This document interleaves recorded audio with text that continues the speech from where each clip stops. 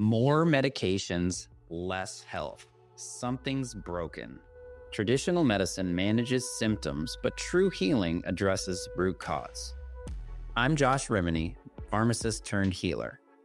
At Beyond the Pills, we merge ancient wisdom with modern day science to inspire you through stories of transformation, practical trainings, and holistic healing. Join me and other practitioners as we guide you towards vibrant health, body, mind, and spirit, and move beyond symptom management into true healing. Hello, everybody. Welcome back to Beyond the Pills. I'm your host, Josh Rimini, pharmacist turned healer. And today we have an interesting guest. He's a physician, he's an author, he's a speaker, and he's a longtime advocate for common sense, holistic approach to health and medicine. Dr. Tom Cowan he's practiced general medicine for over 3 decades, including 17 years in San Francisco and another 17-year cycle in New Hampshire before retiring from active clinical practice. Dr. Tom is the author of 8 books, including The Contagion Myth, co-authored, Cancer and the New Biology of Water, Human Heart, Cosmic Heart, Common Sense, Child Rearing, and Breaking the Spell. His work challenges conventional medical narratives and invites a deeper exploration into the biology, energy, terrain, and the nature of health itself. Dr. Cowan continues to lecture internationally and shares research through his websites, which we will go through and give guys links to, but he currently lives with his wife, Linda, on a rural farmland in upstate New York and is the proud father and grandfather to a large, thriving family. Welcome to the show, Tom. I'm excited to dive in. You've spent decades in medicine and health education. I guess my question rounded your story and stuff is like, what originally drew you into medicine, and when did you start first sensing that something fundamental wasn't really adding up? I mean, I grew up in a family and there was a lot of doctors around us. My father and grandfather were dentists, even some pretty famous doctors. The guy who started laser surgery and gynecology actually delivered me. He was a good friend of our family. Guy who started immunotherapy for cancer before they put him in jail for Medicare fraud. He was a friend of the family. So I was familiar with it and didn't like it. There's something wrong and I didn't know what. So I tried to do anything but be a doctor and went to Duke, didn't like that, graduated in 3 years, joined the Peace Corps, taught gardening. And in there, I learned that there was a different way of being a doctor than what I learned or what I thought. And so that allowed me to actually, because like bursting a dam. So I realized I was actually very interested in the subject. So I actually went to medical school knowing I wasn't going to do conventional medicine. Wow. Or I wouldn't have gone. I love it. From the very beginning, you were testing the waters, but you wanted to learn more. That's amazing. I always wanted to know. You know, I tell people one of the things I did in medical school was read the complete works of Sherlock Holmes. And the reason is he seemed to know how to think. And what he said was you eliminate what's not true, and then you're left with what is true, rather than trying to find out what is true from the beginning. So I ended up writing books. You know, they say the heart pumps the blood, right? That's what everybody says. And turns out it's not true. They say blocked arteries cause heart attacks. Turns out it's not true. They say cancer has to do with genetics. DNA is a double helix. Turns out it's not true. Now, I didn't know like why people had heart attacks, but I wasn't starting with that question. I was science, and Sherlock Holmes was an investigation of claims, falsifying claims. And that's what I've been doing my whole career. Expand on that a little bit, because I think people are kind of listening now is like, as this episode drops is like, interesting. Is like thinking about it from those defining moments of, I love what you're saying is like truth and the absence of truth is sometimes the way and manner in which we get to a process or we get to an answer, right? I love questions that have no answer, but the way I've looked at it in my own career and life too, is like questions that deserve more questions and asking questions, not to get the answer, but to ask more questions. Yeah, I'm talking about something a little different, and I think I can ask you some questions and you'll see exactly, and everybody listening will see exactly what I mean by that. Cool. I love So experience. imagine you're an 18-year-old Asian looking fellow, right? Your parents are Caucasian looking, and you always wondered about that. One day you go looking in their closet and you find adoption papers. They got you from an orphanage in China. They were, giving up babies. They went there. That's why you never saw a picture of your mother pregnant, et cetera, right? You with me? Yep. You go to your parents and say, is this true? And they say, yep, we didn't want to tell you because, we didn't want to worry you, et cetera, but you were, and that clears up why he looks so different. So he goes to his best friend and says, I'm a little shook up. I just found out I was adopted. It's a little rough. And the friend says, oh, so who are your real parents? The guy says, I don't know. They got me from this orphanage in China. And his friend says, until you tell me who your real parents are, I don't believe you were adopted. Hmm. That's nuts, right? Yeah. But you know how many times I've said to people, there's no evidence that a thing called a virus exists? And you know what they say, including most medical doctors and even scientists? They say, so what causes chickenpox? In other words, who are your real parents? That's called scientifically illiterate, which I was. We all were because we were trained to be. But the process of science, there is a claim. There is a thing called a virus. Heart pumps the blood. Blocked arteries cause heart attacks. DNA is a double helix. So you go and try to falsify the claim.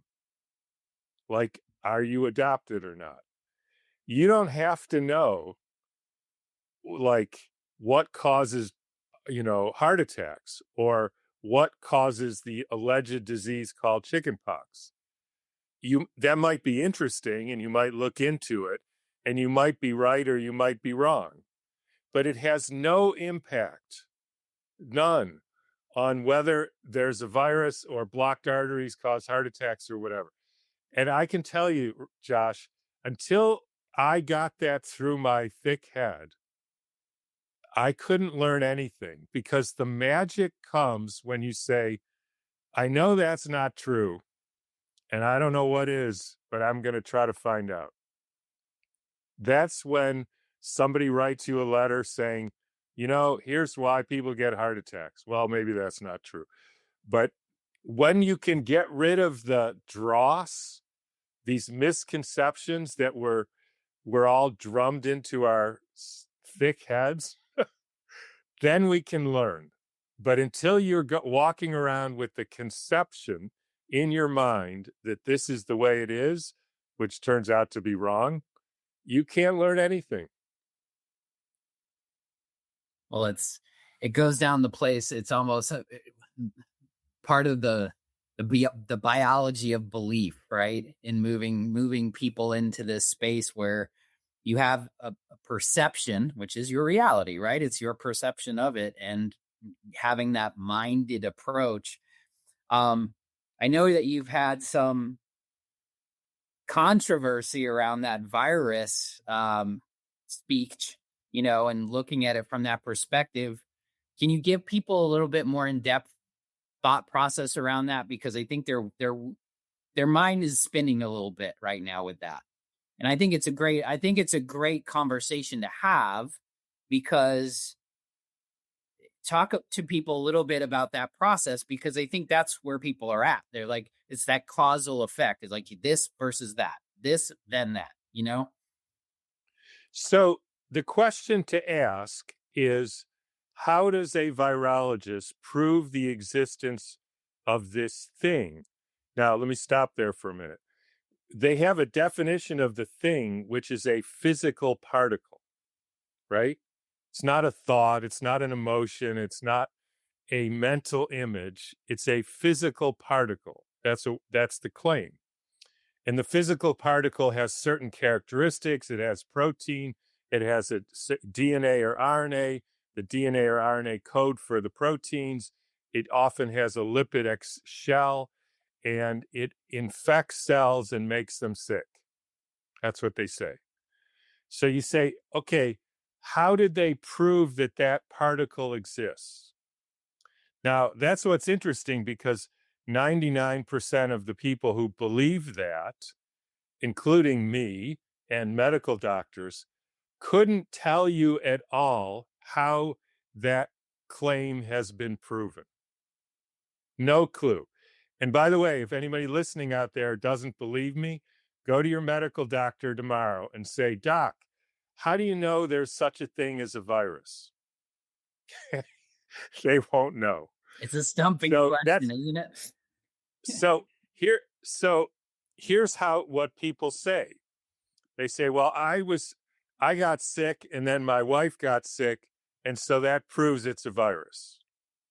Or my daughter went to a party and she got chickenpox, and then her friend got chickenpox, allegedly, and so that proves it's a virus. Now, my methodology is to ask people, so what did you see in that situation? Did you see a virus? No, can't see a virus. Did you see the sick person making the well person sick? No. All you saw, and again, if you don't agree, you should stop me and say, you saw two or more people or animals, same symptoms, same time, same place, right? That's what you see. Do you agree with that? Sure, yeah. Yeah, it's obvious. You didn't see a virus, you didn't see contagion, you didn't see anything past.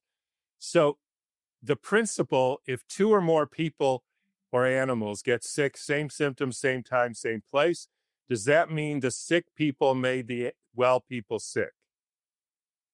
Because that's what you're saying. So what if I put 100 rats in your basement, and then somebody puts rat poison, and the next day all 100 rats bleed to death? Same symptoms, same time, same place. Is that rat poison? I mean, is rat poison a contagion? No. So in other words, you can't tell by that observation. And so when you can't tell by looking or observing, you have to do a science, which means you have to do a controlled experiment, put some sick people with well people, and then put the same house, same conditions, same emotional everything, and then prove that it's the sick people that make the well people sick. And I can categorically say, Josh, that the 20 of us who've looked for one study in the medical literature that demonstrates that's true, it doesn't exist.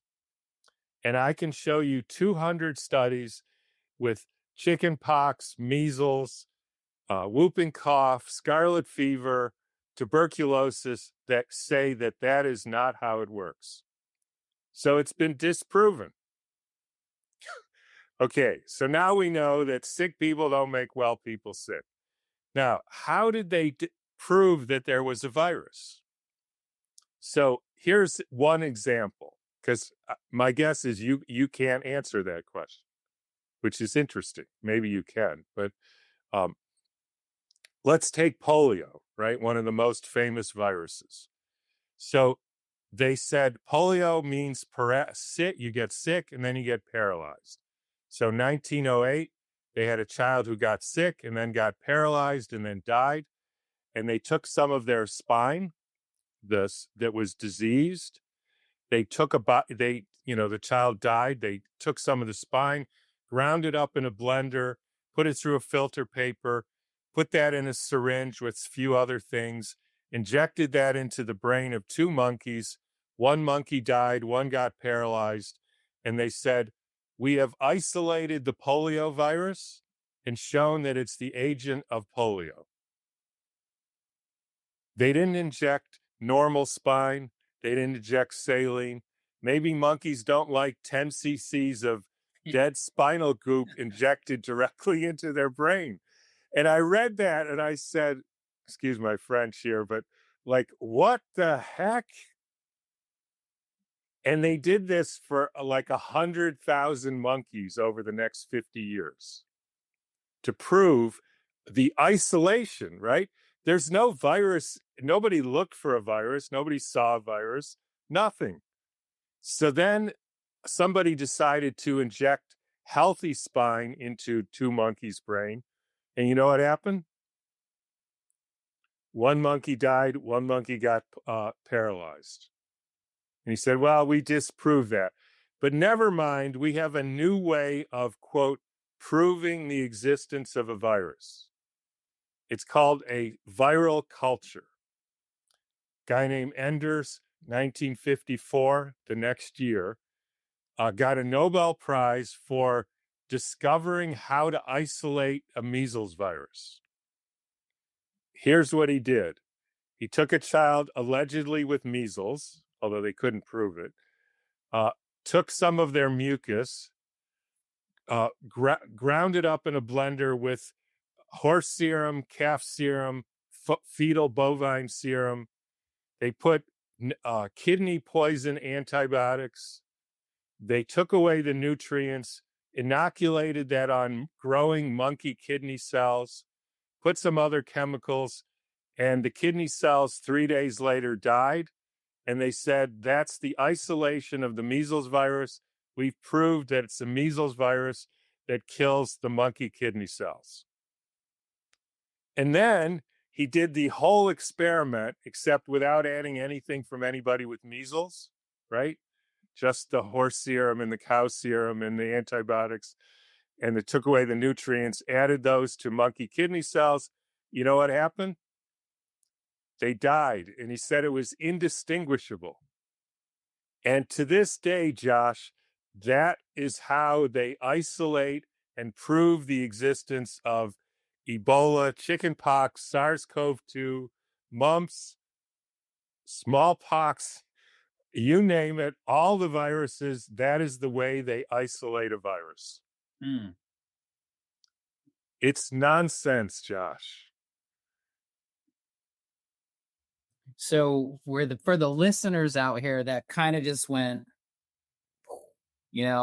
is like, then you've developed this process through your books and your things, and like this common sense component to this modern day medicine rather than the dogma. But like, then I guess the question that I would have on the outside looking in is like, well, then what? And who are your real parents? Yeah, like what are we talking about? Because the world just came through COVID and all these things happened, and then like there's this. So do you feel it's people get sick because of belief or because they're what's your process now when you're looking at it from your lens now? So, in a way, that's a good question. But that is the question. So who are your real parents? And here's what I want everybody who's first time listening me to really get. That until you have eradicated the superstition that there is this particle called a virus, you will never be able to understand why people get sick. Mm. I'm not saying people didn't get sick. I'm not saying people don't die, but I'm saying that you can here's an analogy. If you want to say hammers knock nails into walls, right? So what do? First of all, you don't know whether there's hammers or not. You make a definition of what a hammer is, right, in your mind, and you go to the ecosystem of where you would expect to find a hammer, like a toolbox, right? You open the toolbox and you isolate the hammer from the toolbox. then you hit the nail with the hammer and see if it goes in. Now, just to be fair, you might go like this with your arm, just in case it's just your arm waving that makes the hammer go in, the nail go in. And you might even just think, nail go in. But the nail doesn't go in. Only when you hit it with the hammer. You can then say, I have shown there is such a thing as a hammer, and it makes nails go in when you hit them, right? What if I said, Josh, I don't need to do that. I can go to the toolbox, hit the nail with the toolbox, and that proves there's hammers that make the nails go in. You would say, I think, Tom, you need to start taking Haldol or something because you're like nuts. Well, What if I said to you, Josh, hang on one second. What if I said to you, we have asked 220 institutions, Robert Koch Institute, NIH, CDC, etc. Can you show me the physical evidence for any virus causing any condition directly in any fluid or tissue of any sick person? Right? Can you go to a pond and show me a frog? Can you go to a toolbox and show me a hammer? And all 220 of them said, there is no paper demonstrating that. That cannot be done. Now, when I read that, I don't know about you, but I start thinking, I don't think there's any hammers out there. And if you can't find the thing, you cannot do an experiment with it. If there's no hammer in the toolbox, you can't do an experiment with hammers. If you go to every pond in the world and there's never a frog, you can't claim frogs have legs. And until people can start thinking like that, once you do, I know it's not that, then we can start talking about, because if I start making claims, well, you get sick because you're delusional or because you're poisoned, which is probably true. And I've given countless lectures on why people get sick. But the point is, I've realized it does no good. They start thinking, is that right? Et cetera. We have to focus right now on, we've been told lie after lie after lie about reality and life and what actually exists and makes people sick. And until you clear that out, Sherlock Holmes said, you'll never figure out who killed the guy. You have to get rid of the lies first. It's magical. You start learning in ways that you never imagined. Well, I think that's a lot of where I think humanity is going in consciousness and moving some of these things into these new paradigms of, getting out of the realm of linear thinking or Newtonian physics and moving towards things like quantum health and observing that a particle and a wave is the same thing. It's just how you observe it. And all these No, that's not true. Well, how do you know? But see, because I've investigated that claim, and it's like the quantum physics. They talk about, let's do an easier one. They talk about quantum bilocation, right? You've heard about that. Yeah. Things exist at the same place, same time, two different places, which I thought was actually very good, because then I went out and bought some land near the ocean. And I said I was going to put my house, which I like, here. I'm going to put it at the ocean place. So it would be at two places at the same time. And I ran that by a physicist, and he said, man, Tom, you're such an idiot. The house is obviously too big. It can't be at both places at the same time.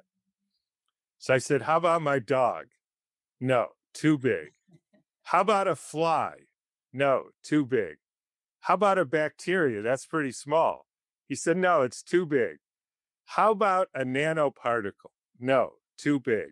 So I said, so when does it get small enough so that it can be at two places at the same time?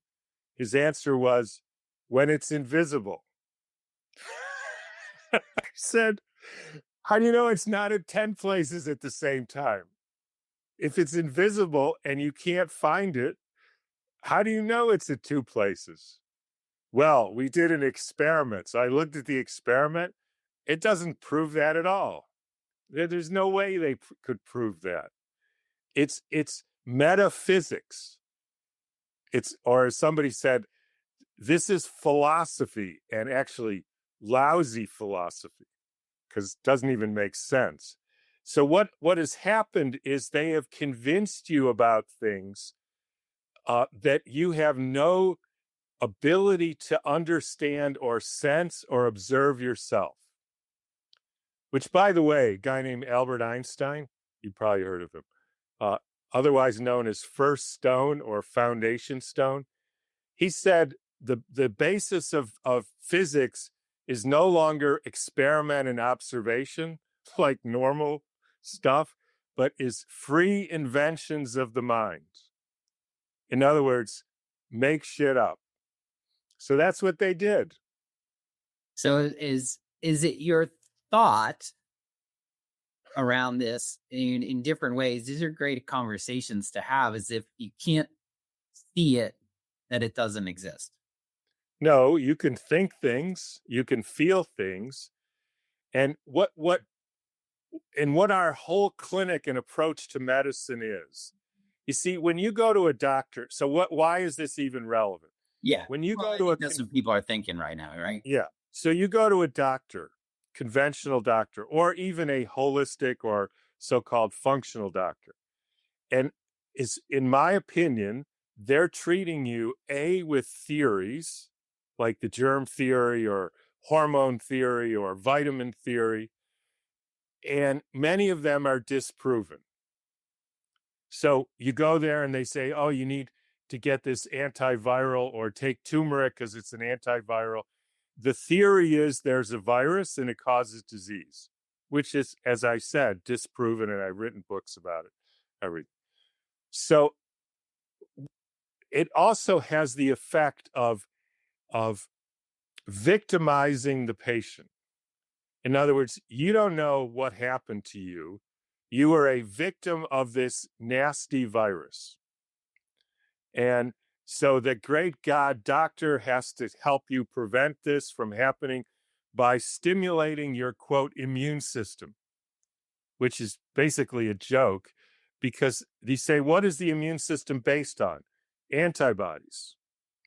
So in other words, you get a virus like measles and you make antibodies, because antibodies mean you're immune to the virus, right? You've heard that. Yeah. You get mumps, you get antibodies, you're immune to. You get SARS-CoV-2, that's the COVID virus. You make antibodies, or they give you a poison injection to make you make antibodies, because antibodies mean you're immune to the virus. 1984, I'm walking down the street. That's the year I graduated medical school. A guy named Robert Gallo gets on the television, says, I found the cause of AIDS. It's HIV. How do I know? Because some of the people with AIDS have antibodies, and antibodies mean the virus is going to kill you. And I looked at my friend and said, wait a minute. I spent 4 years learning that antibodies mean I'm protected. And this guy, without any evidence at all, says antibodies mean they're going to kill you. Wait a minute. Anyways, the whole thing is a joke. So here's how we do it. So a guy comes in, his foot hurts. Say, what happened? Well, 3 weeks ago, my wife, every morning and we wake up, she hits me with a hammer on the foot. What part of your foot? Right there on the top. Well, where does it hurt? Right there on the top. It's all red and swollen. You can see it. So does she do that every day? Yes, she does that every day. What do you think the problem is? Do you think I have osteoarthritis or tendonitis? And I would say, no, you have wife hits you in the foot with a hammer syndrome. So if you don't want to have that, figure out why your wife is hitting you and stop it. Works 100% of the time. Well, I guess that's the Is that the modern definition of root cause medicine, right? It's like, But something happened. Now, here's another one. A guy came in, he's paralyzed for the last 5 years. They said he had Guillain-Barré and then he had some sort of paralysis. So I said, so what happened? He said, I was fine, captain of the soccer team, working my dad's machine shop. I ate everything I want. My mother took me in. I got a flu shot. What happened after that? A week later, I was paralyzed from the waist down, and I've been paralyzed for the last 5 years. Then he went to 6 neurologists, all who told him they had nothing to do with the flu shot. And he said, so Tom, what do you think happened? And so what I don't do it anymore because I told the story back to him. So here's what happened. You were fine. You were soccer, etc. Your mother took you to a flu shot. A week later, you were paralyzed. Here's the package insert from the flu shot. It says that some people get Guillain-Barré, which means paralysis. And that's what happened to you. And you know what he said to me? I knew it was that damn flu shot. And then you know what the next thing he said to me, which I thought was a great thing to say? Do you know how to help people get over being poisoned by a flu shot? Because if you don't, I'm going somewhere else. that's a pretty direct question. Yeah. And that's what I would have said. And so I said, yeah, I think I do. Here, do this. There's certain components in these injections which are poisonous to the nerves. Do this. And 6 weeks later, he was basically fine. That's called doing medicine without bogus theories. Something happened to you that you somehow participated in. Now, sometimes it's like spraying stuff or, all kinds of stuff, but something happened to you. You have agency in this. Because I can tell you, Josh, there's one rule that you cannot break and be a doctor that I learned in medical school. If you don't take the responsibility off the patient, in other words, if the patient says, what did I do to bring this on? You can't be a doctor. It's germs, bad genes, bad luck, get over it. Anything that, is it how I ate or what I think or my wife, I hate my husband or whatever? No, none of that. It's just bad luck. And yeah, I'm going to fix it because you don't have any agency here.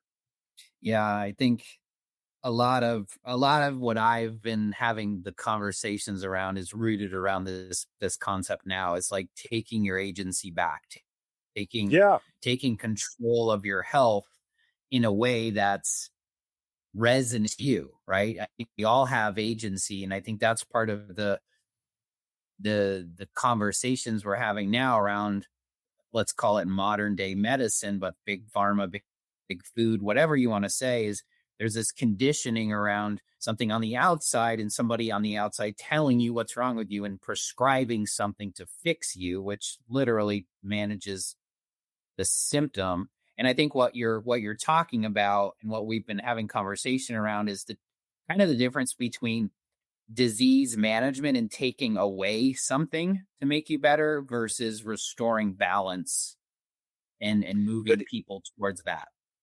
But here's the main takeaway that I learned.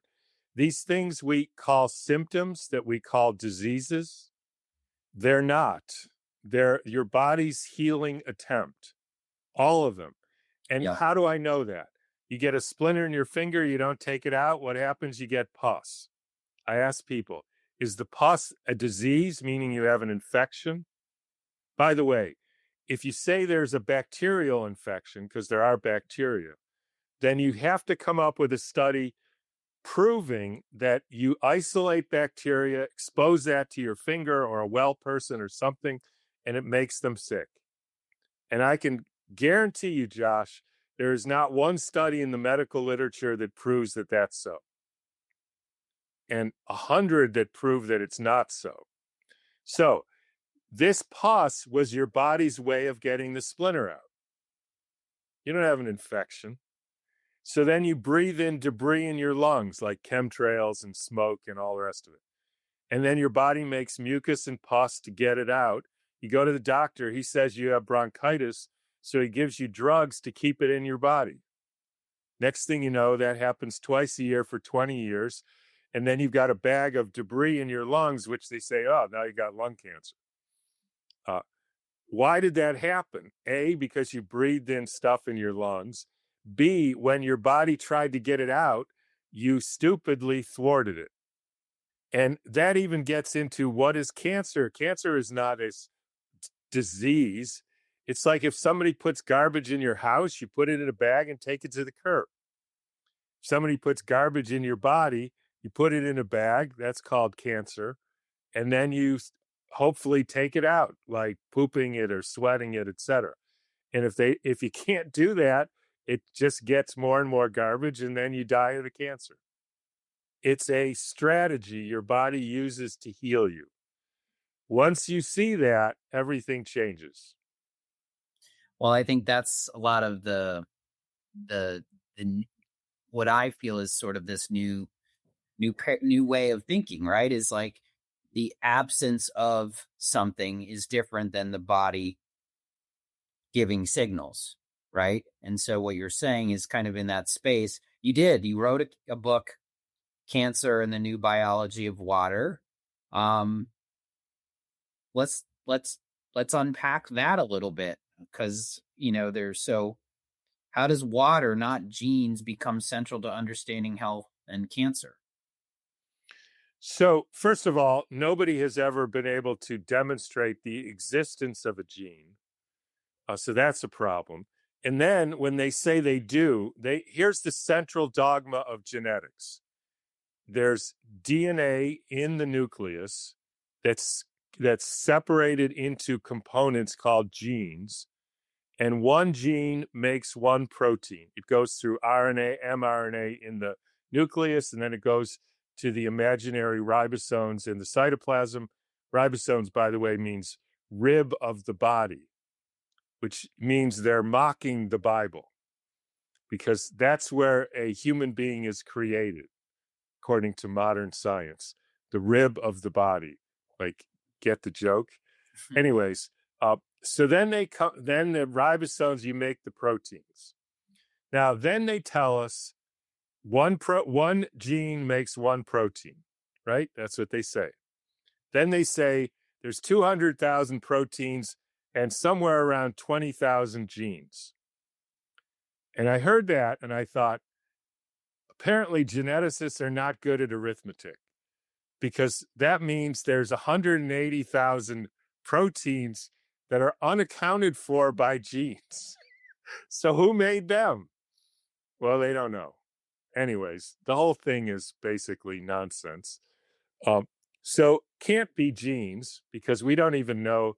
I went to the original paper by Watson. I think it was either Watson or Crick, on that everybody links to show that genes code for proteins.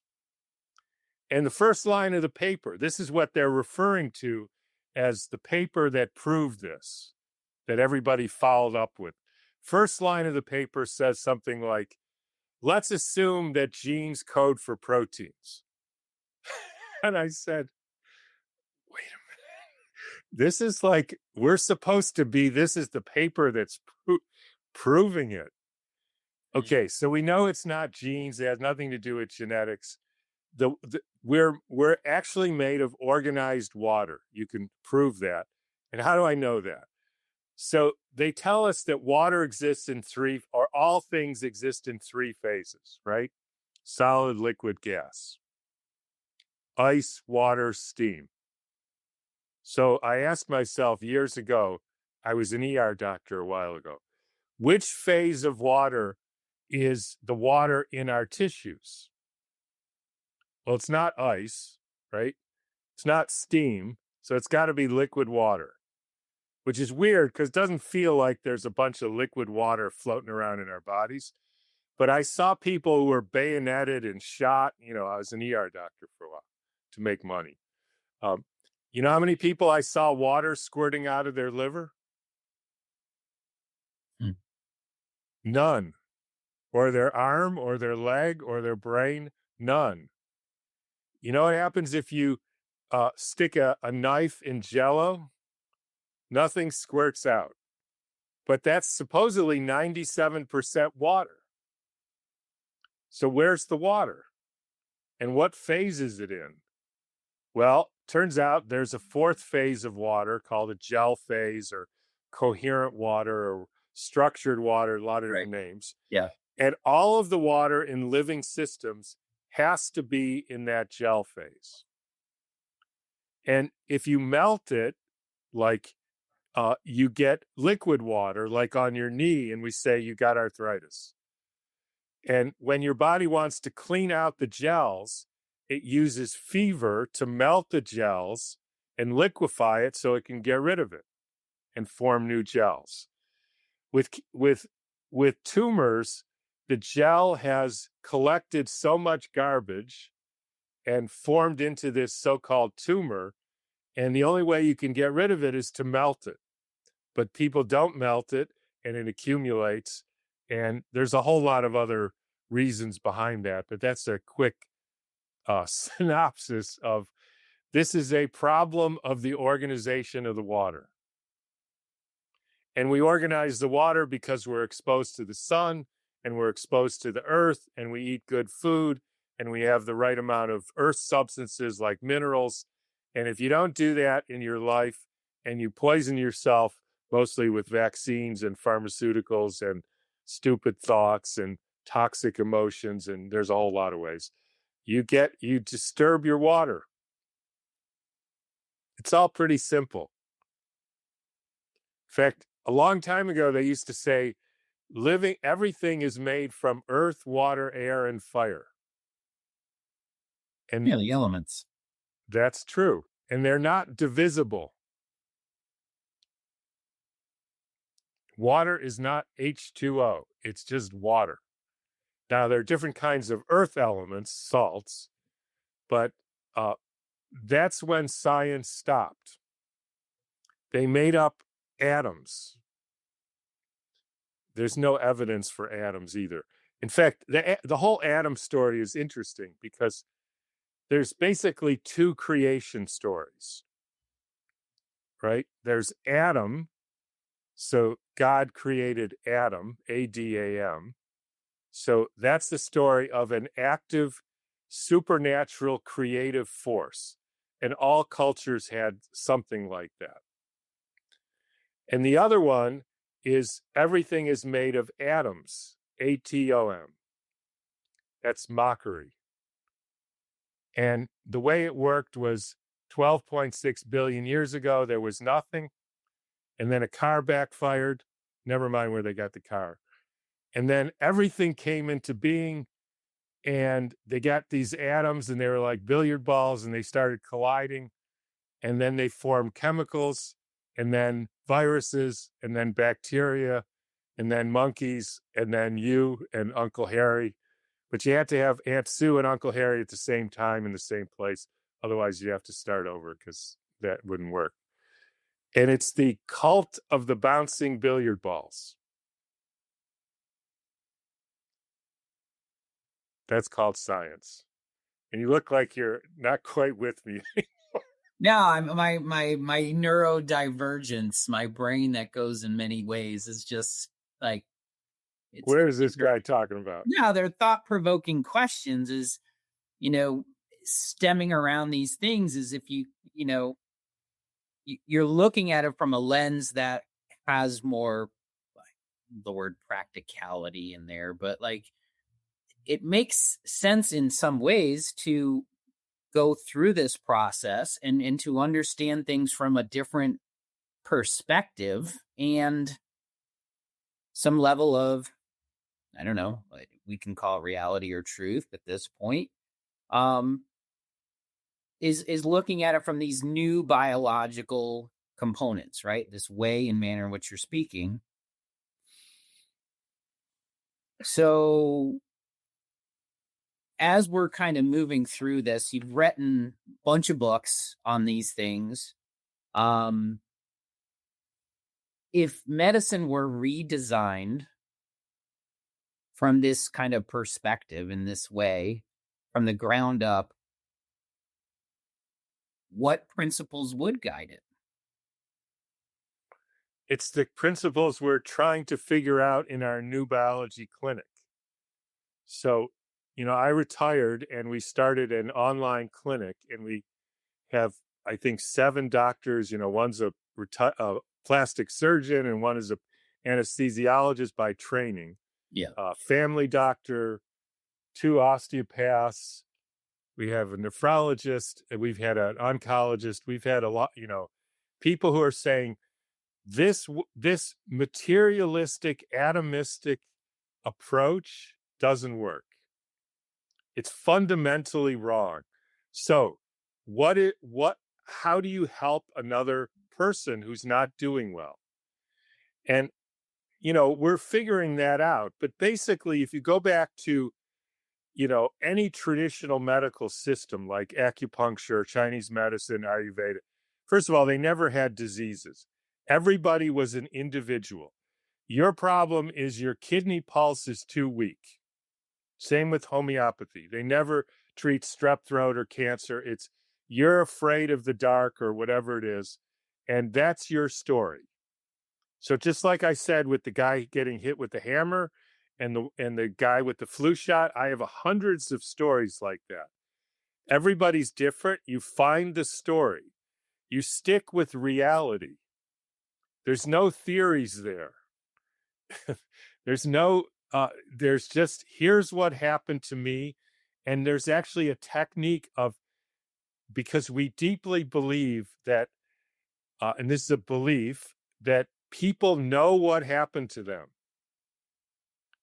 They have to be guided in a way to share it, because sometimes it's scary or hard to see or hurtful, or they don't want to blame their mother for abandoning them or whatever it is. Or they get kicked out of the tribe for saying there's no viruses or whatever. But there is a story. Now, I heard hundreds, thousands of times after I would tell the story back to them. Here's what you said. Tell me if I got it right. And the people would cry or laugh. Somebody finally heard their story. And then they would say, I know it was that whatever. What do I do about it? So then we would try something. And they would tell me what happened. There was no lab tests involved. There's no scans. I don't need any scans. I need to hear, what is your experience of life? And by the way, the more you trust your experience, what you see, feel, and you can start even getting into this question, there are non-physical things that you start to feel. The more you trust yourself and this process, the more you will feel, the more you will see, the more you will be able to experience, because you're not bound up with all this nonsense about, well, it must be a virus, so I don't have anything to do with it. No, it's the food you're eating, or that you hate being in this situation, or you're injecting yourself with poison all the time. So your body's getting it out, and we call that sickness. This is not hard to understand, but you have to commit to trusting yourself. We have a saying, if you can't feel it, you can't heal it. That's what we do in the clinic. It's very a lot of my, let's call it the I don't want to call them trainings, but my experience with indigenous wisdom, indigenous healing, shamanic work, things of that nature is rooted around these thoughts that you've been creating now, is like getting to the story and using the story. And you're right. Like I believe half of healing is just being heard. like literally. Like I spend 2 hours with all of my one-on-one clients in the beginning, at least from the beginning. Just hearing the story and telling it back to them is medicine. It That literally is the is. most impactful thing I ever did. 100%. And you'll probably agree, right? Is like I'll literally get someone in my office, and like this is part of where I feel like the placebo goes from, and it's like the biology of belief and things is like people being heard of their own stories is medicine. It's like, holy crap, somebody actually heard me. This is what you got me. And they leave on some resonance of being better than they when they were came Yeah. in. And that's what we build off of. And I think that's a really great part and parcel of where we're going with this conversation is really. And you're not a victim. No, it's why we've had conversations on this podcast and in my life is like a diagnosis is an opinion. And I try to tell people like it's not wrong or right, but what do we do when we don't like a diagnosis? What do we call it? We go somewhere else. We call it a second opinion. But in the beginning, we call it a diagnosis, like something was labeled to me that I have a thing. And I think moving past that into a place where people can take agency over their health and they can move it through their own lens, their own story, right? You said like there is a space where everybody has an individualized approach to the things that they have in their own reality. And so we could probably talk through this on many, many occasions, but I really enjoyed this Where can people research that new biology clinic, your work, your books? Like you've got Facebook, Twitter, Instagram, you've got all that stuff, right? So basically the central website is drtomcowan.com. Okay. And we have 3 companies. One's called drcowansgarden.com. And there we make foods. So, we either make them or sell them that other people make. They're the best foods. We get the best sources. We process them right, everything. So that's one. Then the Dr. Tom Cowan has information. I do a weekly webinar. We have the medicines that we use in our clinic and that I used in my practice. And then there's the newbiologyclinic.com, which is where people can become members and they see these doctors, and we have so-called enrichment specialists who do like biofield tuning with tuning forks and emotional freedom. And we have movement guy who does primal movement. And we have a vet, and we're working it till we are able to help people with whatever their trouble is. That's our goal. Well, I think that's when ethics and intention are matched at the highest level. I think that's when we start to move our beyond approach, this way and manner in which we move our thinking. If you could leave the listeners with one guiding question to hold as they navigate this health information, what would it be? Certainly don't believe me, but do this technique of the guy, who are your real parents? Find out the claim, investigate it, see if it's true, and get yourself to live in that wonder, awe-filled space of, I don't know what's true, I know what isn't true, and hopefully I'll find out sooner than later. Once you do, your life will change in ways that you could not have imagined. But you have to be willing to be in that I don't know space. I call it being comfortable in the unknown. That's how I got to be comfortable. I don't know. I know it isn't true. I know there's no viruses. I love that from that perspective. I think we're on the definite same page and looking at it from these new lenses. Great. Dr. Tom, this has been amazing. I know you have to go feed some goats now, or things you do in your space, because I got to feed my goats. I love it. Thank you so much for being a part of this mission and moving people beyond the pills and into these new light and into these new ways of thinking, because I think that's in fact where we get our answers. So Great. All right, thank you Josh, so it's much. good to meet you and hang in there. I appreciate you. All right, guys, Thanks. Bye-bye. that's a wrap. Until then, stay well.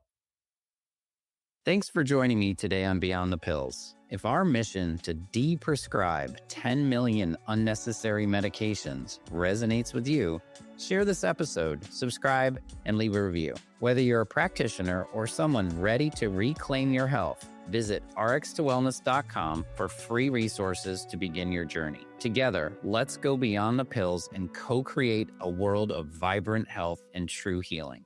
Until next time, live better and stay well.